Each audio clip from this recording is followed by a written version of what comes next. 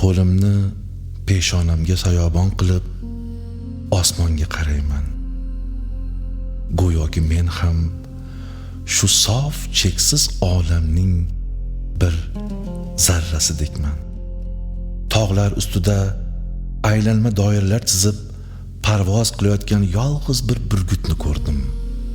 U ba'zan quyoshning yorqin nurlarida yo'qolib ketar, bir daqiqadan so'ng esa yana mittigina bo'lib ko'z oldimda paydo bo'lardi. Xuddiki u menga qandaydir so'zsiz haqiqatni aytmoqchi bo'lganidek. Quyosh u doimo meni hayratga soladi. Tilla nuriga to'lgan sehrli bir qandildek butun olamni yorug'likqa burkaydi.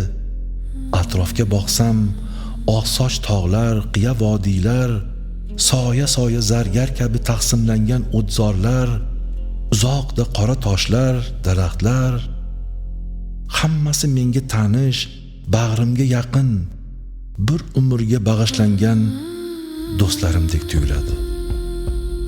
O'zimga so'zlayman, mana shu quyosh, yerdagi har qanday go'zallik uning ta'siridan, undan-da tug'iladi nur, ranglar, harakat.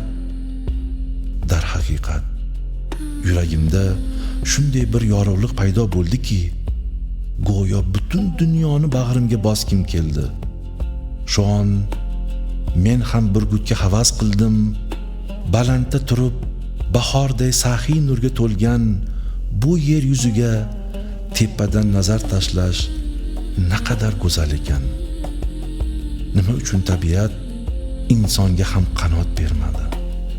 Ehtimol mening qanotlarim shu tuyg'ular, shu ichki nur, shu hirsiz muhabbatdandir. Shu o'ylar bilan tepalikka qarab yurdim. Qadamim yengil, nafasim keng, nurga to'lgan havo esa men bilan birga va meni yetaklar edi.